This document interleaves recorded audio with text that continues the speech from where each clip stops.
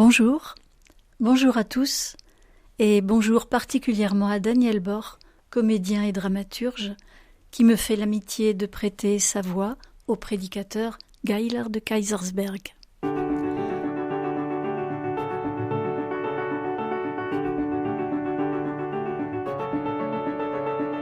À voix haute, RCF Alsace, Martine Jacquemin.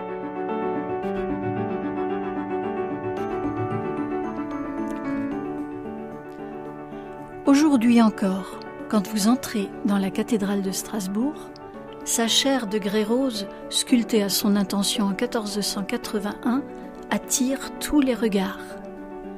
Né en 1446 et décédé en 1510, Gaillard de Kaysersberg fut l'un des plus éminents prédicateurs du XVe siècle en terre rhénane. Théologien fréquentant les humanistes de son temps, prédicateur soucieux de pédagogie, Gaillard s'exprime en vieillot allemand et s'adresse à tous dans un langage simple et imagé, souvent pétri de verve et d'humour. Digne héritier de Maître Eckhart et de Jean Toller, il précède, par son esprit critique, Martin Bucer, disciple de Luther. En 2010, le Rhin mystique dirigé par frère Rémi Valéjot donne à entendre le sermon de Haus im Pfeffer, le civet de lièvre, à l'église Sainte-Foy de Sélestat. Écoutons Daniel Bor, qui crée alors le personnage de Gaillard. Lepusculus plebs invalida collocat in petra cubile suu, ainsi parle le sage Salomon au chapitre 13 du livre des Proverbes. Das Häslin, das da ist ein unstark Volk, das hat gesetzt in Ruhestadt und Schlafkammer in den Felsen. Les lièvres, qui sont un peuple sans force, se font des terriers dans les rochers pour s'y reposer et dormir. Ce lièvre ne signifie pas seulement la chrétienté, mais chaque être humain droit et recueilli qui se tourne vers Dieu le Seigneur, en particulier celui qui a renoncé au monde et s'est donné à Dieu par les 3 vœux, mais aussi les gens au dehors qui veulent servir Dieu avec sérieux. Vous n'êtes donc pas exclus, vous tous ici gens du dehors. J'ai néanmoins l'intention de prêcher à ceux du dedans, et je m'adresserai donc volontiers à vous tous, gens du couvent. Eh bien, je dis qu'un conventuel agréable à Dieu ressemble à ce lièvre avec ses qualités.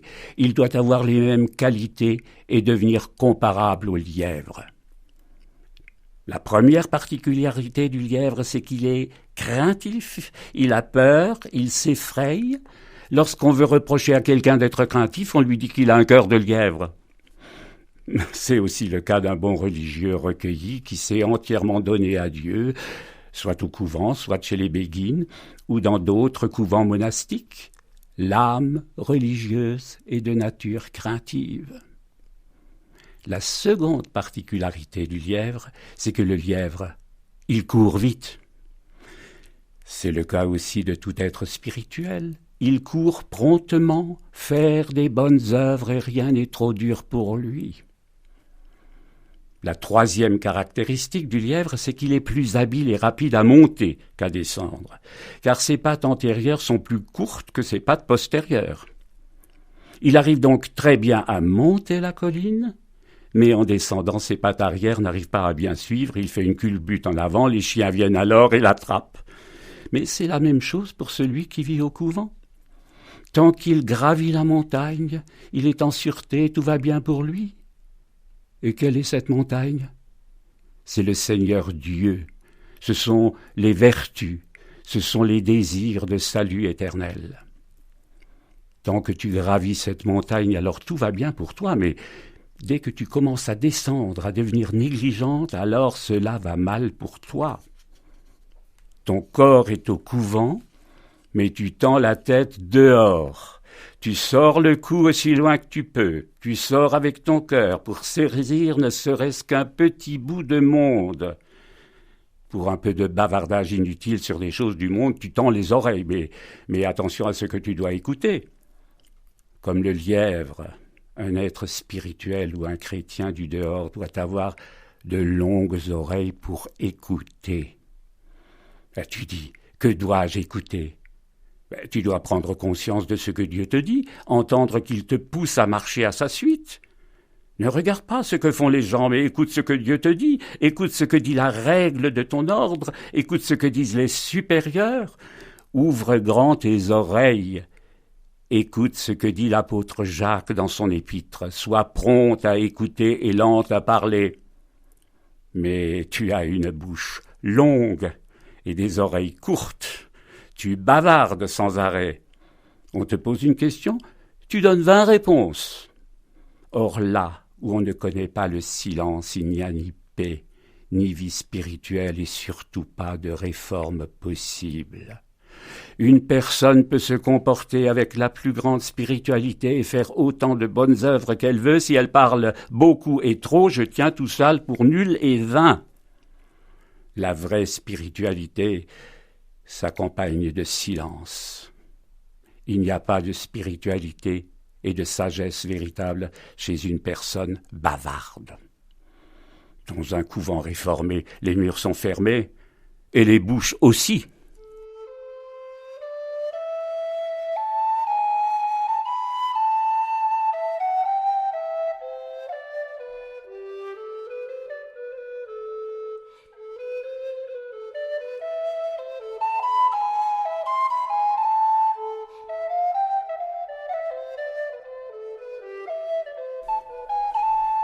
Pour préparer un bon civet, il faut dépioter le lièvre. Man muss ihm die Haut über die Ohren abziehen, il faut lui tirer la peau par-dessus les oreilles. Si on préparait un lièvre en civet sans le dépioter, on aurait un repas détestable, car les poils colleraient sans arrêt aux dents. Il est donc indispensable de le dépioter. C'est ce qu'il faut aussi faire pour un lièvre qu'est l'être humain spirituel. Il faut lui tirer la peau par-dessus les oreilles, le larder, le rôtir, bien l'assaisonner pour le manger et préparer la marinade. Je parlerai de tout ça plus tard, le moment venu, Dieu voulant. Notez bien, 3 peaux sont à enlever à l'être spirituel qu'on prépare pour être consommé. La première, ce sont les richesses de ce monde. C'est une peau rude. Elle s'enlève facilement. La deuxième, c'est la volonté propre. Elle est molle et tendre, et il est difficile de l'enlever. La troisième peau, c'est le comportement extérieur. Il faut enlever au lièvre la peau du corps et celle de l'âme. Pour que mon discours soit ordonné, que vous le compreniez et reteniez mieux, je vous le dis en plusieurs points.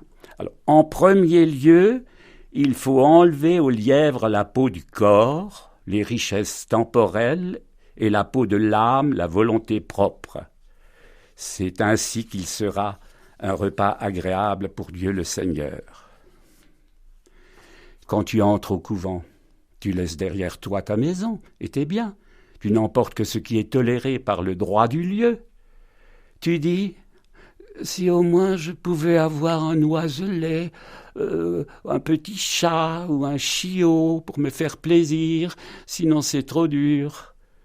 Mais je te réponds, il faut te laisser dépioter, tirer la peau par-dessus les oreilles, renoncer à tous les plaisirs du monde et chercher ton bonheur en Dieu seul. Tu abandonnes les richesses de ce monde, c'est la peau du corps. Deuxièmement, les peaux fines sont difficiles à enlever. Plus elles sont fines, plus c'est difficile. Il s'agit de la peau de l'âme, la peau de la volonté propre. Elle colle beaucoup à la personne. Tu as des gens qui laissent les biens matériels très facilement, mais pour la volonté propre, c'est une autre affaire. Nous y sommes tellement attachés, nous tirons la langue avant même de commencer.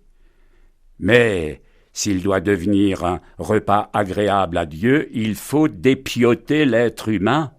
Voilà le deuxième point. La tête du lièvre est difficile à dépioter. Si on a tout enlevé sur les autres membres, on a bien du mal à faire passer la tête.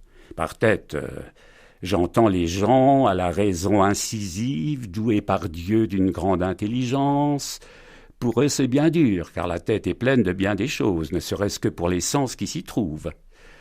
Pour le sens du toucher, je n'ai qu'une main, mais la tête contient les yeux, les oreilles, le nez, la bouche.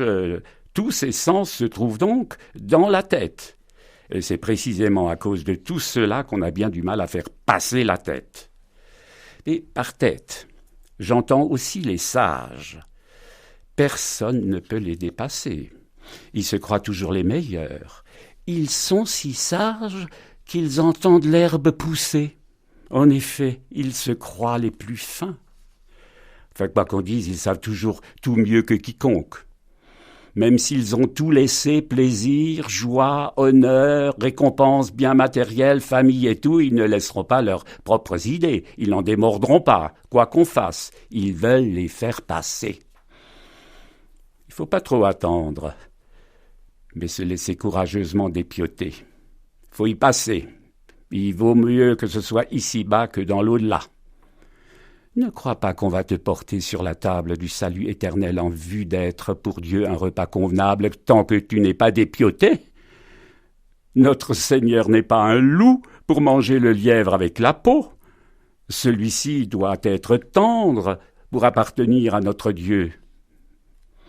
Paul nous l'enseigne et dit « Dépouillez-vous du vieil homme et revêtez l'homme nouveau ».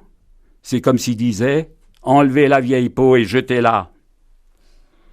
Vois-tu, si tu veux arracher quelques poils aujourd'hui et quelques autres demain, il n'y aura pas de résultat.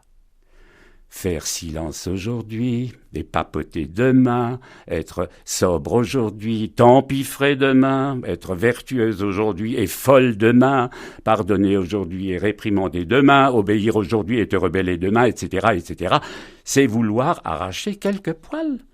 Alors qu'il faut tout simplement faire passer la peau entièrement par-dessus les oreilles, avoir en toi de la bonne volonté et une ferme résolution.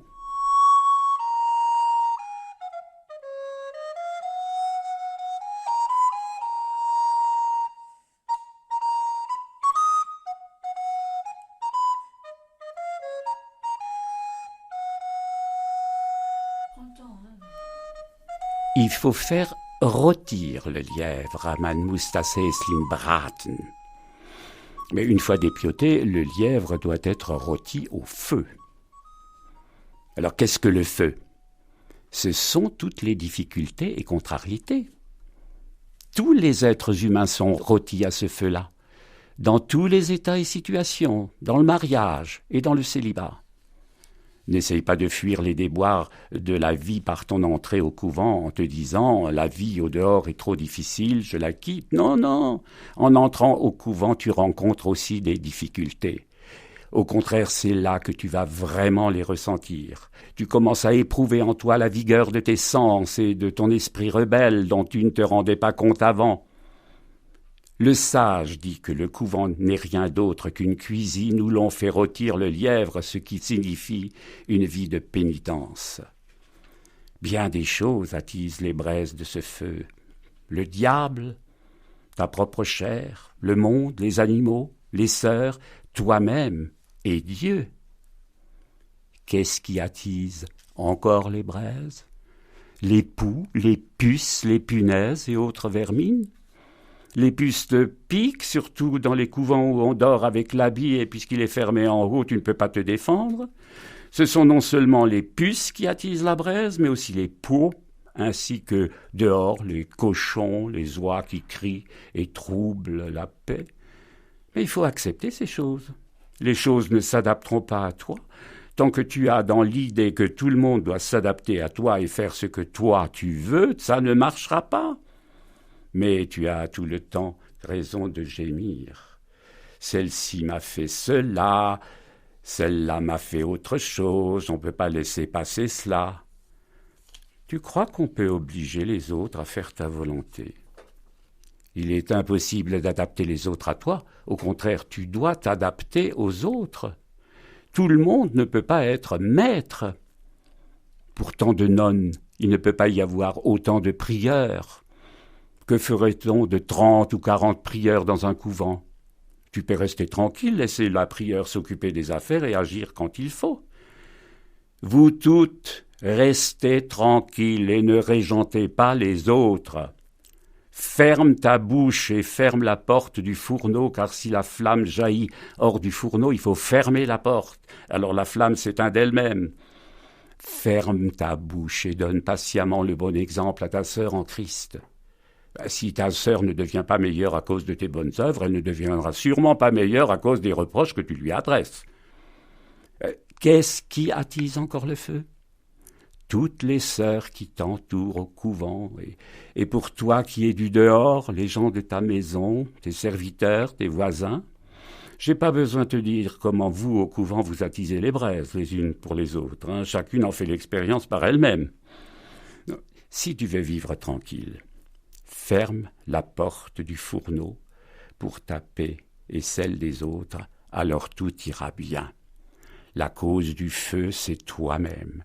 Tu es toute seule, personne ne te dérange. Tu es cependant impatiente sans savoir pourquoi. D'un petit doigt, tu fais une montagne. Tu joues avec tes doigts, tu tritures un mouchoir, tu en tires les fils, tu jettes des regards autour de toi comme un chat enfermé. Ce n'est pas parce que tu es seule dans ta cellule. Tu te mettrais à jurer, à crier, même s'il y en avait 2, 3 autres autour de toi. C'est ce que je te dis. Tu attises un feu pour toi. Voilà. Vous avez entendu comment il faut rôtir le lièvre dans le four du couvent, ou dans toute autre communauté, ou simplement d'une maison honorable au feu des désagréments de la vie.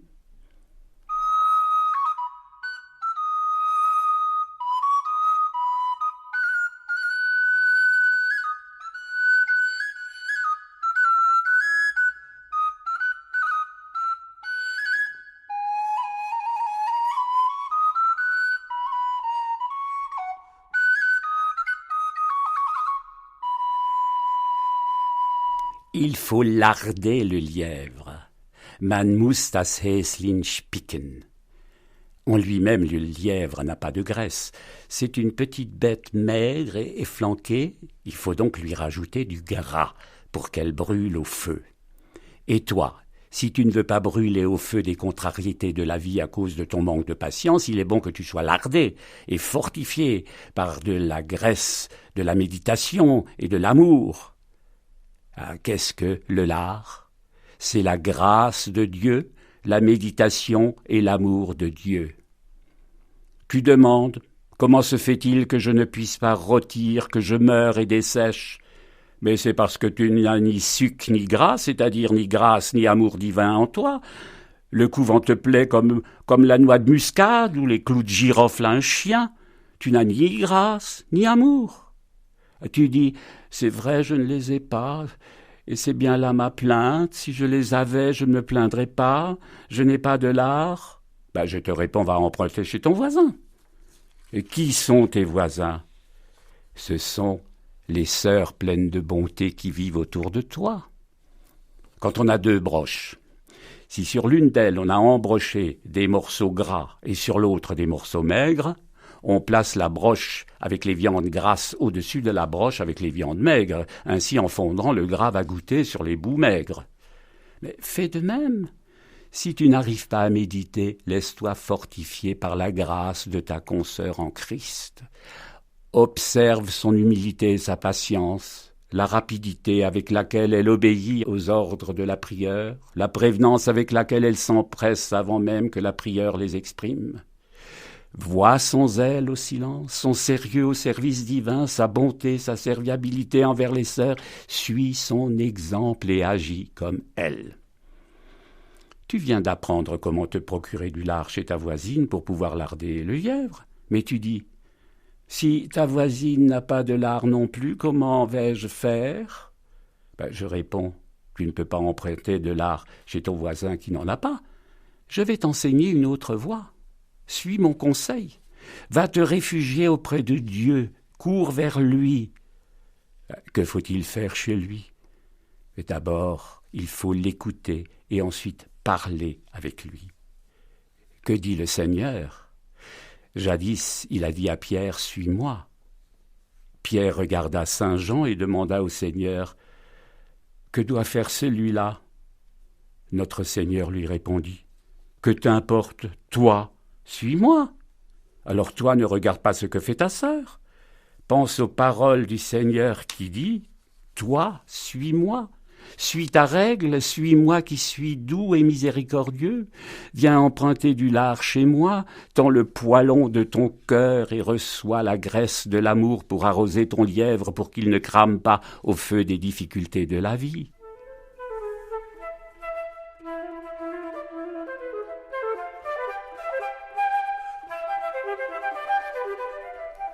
Tout à l'heure, je disais comment bien rôtir le lièvre. À présent, il faut voir s'il est assez rôti. Alors, comment le constater? Il y a 3 signes à cela. Il faut pouvoir pincer le lièvre, la poule ou le rôti. Ensuite, il ne doit plus saigner quand on plonge le couteau. Et troisièmement, la viande doit se détacher des os. Quand on peut bien pincer la viande, on dit que le rôti est bon, tu peux le retirer du feu. Écoute bien, tu dois te laisser pincer. Et qu'est-ce que cela veut dire? C'est quand on te dit ce qui ne va pas chez toi et que tu ne résistes pas comme une viande pas assez cuite. On te pince quand on te dit tes défauts. Si tu en prends conscience, si tu te soumets, si tu obéis, alors tu te laisses pincer. Mais si tu n'écoutes pas, tu te rebiffes comme une viande pas cuite. Une viande assez cuite est tendre sous les doigts, et lorsqu'on la mange, elle se laisse mâcher facilement. Tu peux remarquer par toi-même si tu es bien cuite. C'est quand tu es patiente et docile dans les remontrances. Le deuxième signe d'un lièvre bien rôti, c'est que la viande ne saigne plus quand on la coupe. Le sang, c'est l'amour de la chair. Quand ce sang est desséché, c'est le signe que tu as un cœur bien cuit, le lièvre de ton âme est bien rôti. Un bon chrétien ou conventuel bien cuit et qui ne saigne plus est un repas goûteux pour Dieu. Il reste le 3e point qui permet de voir si le lièvre est assez cuit. Il faut que la viande se détache des os. Chez tout bon chrétien ou moine, la chair doit se détacher des os. Tu désires que le corps se sépare de l'âme noble, tu désires mourir, non pas pour ne plus souffrir, mais pour aller près de Dieu. Tu désires seulement trouver la paix dans les rochers auprès de Dieu, le Seigneur. Avec saint Paul, tu désires t'en aller, séparer la chair des os et habiter auprès du Christ. C'est là la meilleure base pour l'être humain parfait. Celui qui n'a pas ce fondement n'est pas assez cuit, il n'est pas prêt à quitter le monde.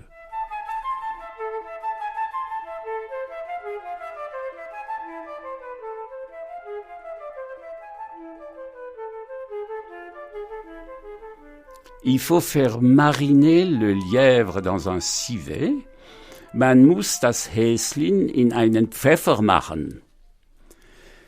À présent, je vais vous dire quelle est à mon avis la meilleure marinade pour un civet. Premièrement, cannelle, gingembre, grains de poivre, clous de girofle. On les pile, on les mélange bien pour faire une poudre bien relevée.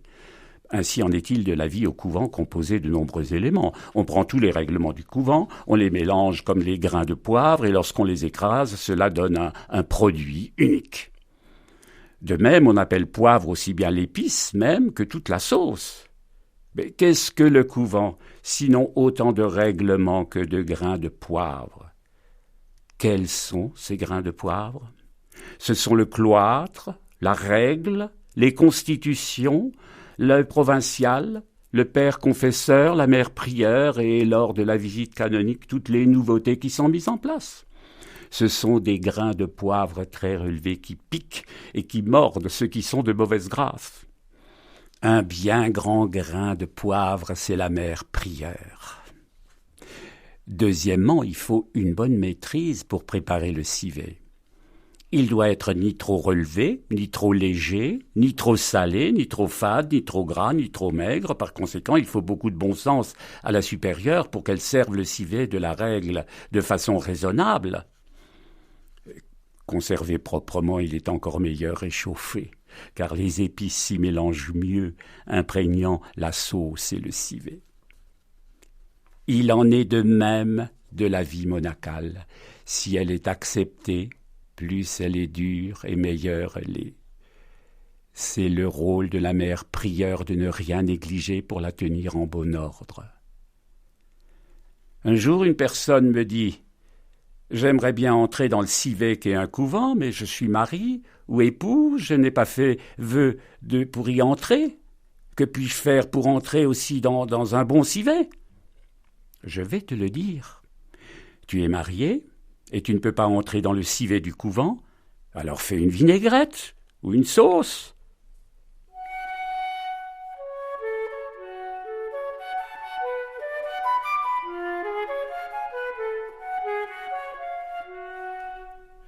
Quand une personne chrétienne authentique est préparée selon les étapes qui viennent d'être dites, elle est élevée par les mains des saints anges dans la félicité éternelle devant la face du roi céleste. Elle est portée entre deux plats de gloire, un pour le corps et un pour l'âme. Le lièvre est mangé par le roi. Dieu dit « Entre dans la joie de ton Seigneur ». Alors, l'être humain retrouve son origine. Le lièvre retrouve pleinement la paix dans les rochers. La peur a disparu. Il vit ce qui lui a été promis, que Dieu essuiera toute larme et qu'il n'y aura plus ni peine ni pleurs. Que personne ne se soucie donc d'être méprisé, en proie aux moqueries et accablé par la détresse et les déboires. Bientôt tout cela sera changé. Ne cessez donc pas de faire le bien.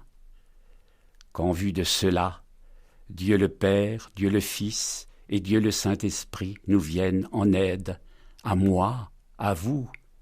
Amen. Hier endet sich das Buch vom Hasen im Pfeffer. Ici s'arrête le livre du civet de lièvre. Chers amis, j'espère que ces quelques pages du civet de lièvre vous permettent d'apprécier l'œuvre de la grâce selon Geiler de Kaysersberg, et vous donne l'envie de préparer un bon repas. Le texte complet du civet de lièvre est disponible aux éditions Arfuyen, qui l'ont traduit et publié en 2008. La semaine prochaine, retour au XXe siècle avec l'auteur de ces lignes. Soudain, hors du sommeil sans île, soudain, abolissant l'écart en 1000 milliards de oui, nous frayons passage à ta voix. Alors, raccordés à la parole, nous voici, te voici, où la terre est une, où le cœur du cœur assaille, où la vie advient. Je vous donne rendez-vous la semaine prochaine avec la poétesse André Chédid. Un grand merci à Daniel à la voix, merci à Nicolas à la technique, et merci à vous, chers auditeurs aux longues oreilles. À la semaine prochaine.